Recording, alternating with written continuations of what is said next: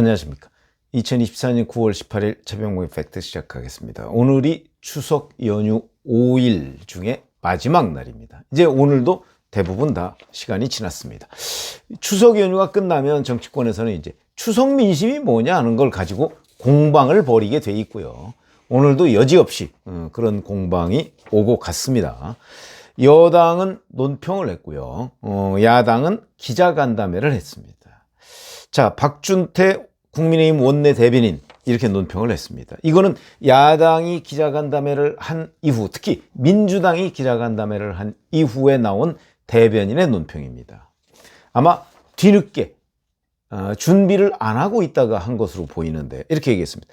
하나같이 국회가 소모적 정쟁을 멈추고 먹고 사는 문제에 매진하라고 말씀하셨다. 추석 민심이 그랬다는 거죠. 민생에 매진하라는 명령이 추석 민심이다. 특검, 계엄, 탄핵의 끝없는 무한 반복은 반대의 길로 내달리는 것이다. 당정이 더욱 단합해 반드시 민생 협치를 이뤄내겠다. 이렇게 얘기를 했습니다. 이건 논평입니다. 근데 민주당에서는 수석 최고위원이라고 흔히 얘기하죠. 김민석 의원이 기자간담회를 했습니다. 추석 밥상의 최대 화두는 의료 대란과 분노였다. 절대 아프면 안 된다는 추석 덕담과 팍팍한 민생에 대한 분노, 윤석열 대통령과 김건희 여사의 일탈을 더 두고 볼 수 없다는 원성이 가득했다. 국민의 분노가 임계점에 달해 심리적 정권 교체가 시작된 초입 국면이다. 그러면서 이제 갤럽 국정 지지도, 윤석열 대통령의 국정 운영에 대한 긍정평가가 20%, 부정평가가 70%, 이런 걸 이제 인용하기도 했습니다. 그리고 나서 무슨 친일 사이비 교주 천공이 건의대란, 그러니까 김건희 대란이라는 뜻이겠죠. 건의대란의 사이비 국사로 보인다. 이러면서 천공 얘기, 친일 얘기, 이걸 묶어가지고 이제 집권당을 공격을 했죠. 자, 그런데 이제 조국혁신당은 황운하 원내대표가 나섰습니다. 기자간담회를 했고요. 현 정권이 이제 겨우 반환점을 돌기 시작한 직전인데 정권에 대한 거부감이나 비토 정서가 이렇게 강한 정권이 있었을까 싶을 정도로 정권에 대한 원망과 불신의 목소리가 너무 높았다. 이런 식으로 얘기하면서 이 간담회의 대부분을 10월 16일 날 이루어지는 보궐선거에 초점을 맞췄습니다. 그러니까 전남 지역에서는 민주당과 경쟁이 이제 곡성군수, 영광군수 두 군데서 이루어지고요. 그 다음에 부산에서는 금정구청장, 그 다음에 인천에서는 강화군수 이렇게 했는데 아마 인천 강화군수는 조국혁신당에서 후보를 내지 않았습니다. 그러니까 호남에 두 군데, 그 다음에 금정구청장의 경우에는 후보 단일화 이런 얘기를 이제 황운하 원내대표가 했죠. 그래서 주로 이 얘기를 하면서 그 중에서도 주로 곡성과 영광군수에 대한 얘기를 하고요. 그러면서 이제 자기네들 주장은 호남에서도 민주당 외의 대안이 있어야 한다는 게 호남 민심이다. 이렇게 주장을 했습니다. 자, 그럼 요거를 제가 형식과 형식과 내용 두 가지 측면에서 말씀을 드리겠습니다. 우선 형식상으로 집권당은 논평이고, 그 다음에 야당은 간담회, 야이당은 간담회를 했습니다. 우리 이제 정치권의 일반적인 아마 형식으로 보면 야당이 얘기하는 간담회가 보다 더 친숙합니다. 왜냐하면 추석 연휴가 닷새면 꽤 긴 연휴입니다. 그리고 대개 이제 금요일 날 쉬는 사람도 있고 그럴 테니까 그러면 5 내지 6일 정도가 연휴이기 때문에 꽤 긴 이런 상황이니까 자기네도 지역구 활동을 했을 거 아닙니까? 김민석 최고위원이야 영등포니까 그렇다 쳐도 지역에 있는 분들 그 얘기를 쭉 들어서 종합해서 이제 내놓는 거기 때문에 이걸 누군가 당의 대변인이라든가 아니면 사무총장 아니면 대표 최고위원 누군가 한 명을 내세워서 추석 민심이 우리 당이 보는 추석 민심이 이렇다 하는 거를 보통은 주장을 해왔습니다. 아마 국민의힘은 그걸 준비를 안 했던 것으로 보입니다.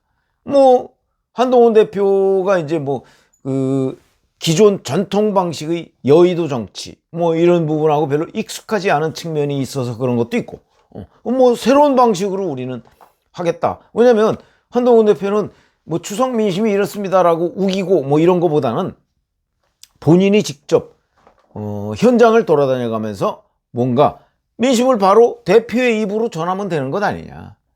아마 그런 판단을 한 것으로 보입니다. 그렇기 때문에 이제 윤석열 대통령은 전방인 그 육군 15사단을 방문했는데 그중에 특히 의무대대를 갔습니다. 의무대대라는 거는 이 추석 응급실 대란 뭐 이런 것들 다 뭐 예상을 했죠.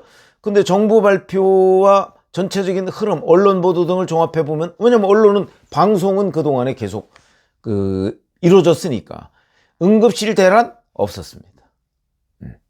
정부에서는 과거보다 응급실 이용률이 20%포인트 이상 낮았다. 그러니까 응급실이 정상 가동됐다. 뭐 이런 걸 이제 정부가 강조하고 있는데, 오히려 응급실 상황과 관련해서는 정부의 판단이 엇비슷하게 맞는 겁니다. 지금 응급실 대란이 있었다면 아마 언론 보도, 특히 방송 보도, 통신 보도에 대대적으로 나왔을 텐데 그렇지 않습니다. 그렇게 따지면 추석 전에 뭐 응급실 대란 운운했던 것이 과장이었다. 이런 것들이 이제 드러나고, 그렇다고 해서 뭐 그 몇몇 응급실 뺑뺑이 이런 게 전혀 없었다는 얘기는 아니지만 적어도 대란은 없었다. 뭐 이렇게 아직 성급할 수도 있으나 아마 그 정도로 판단을 할 수 있지 않을까. 그 다음에 한동훈 대표는 이제 여야 의정협의체 뭐 보니까 오늘도 연휴 마지막 날인 오늘도 의료계 인사를 만났다고 하더군요. 뭐 그러나 누군지는 아직 공개가 되지 않았고 그 성과도 아직은 미지수입니다.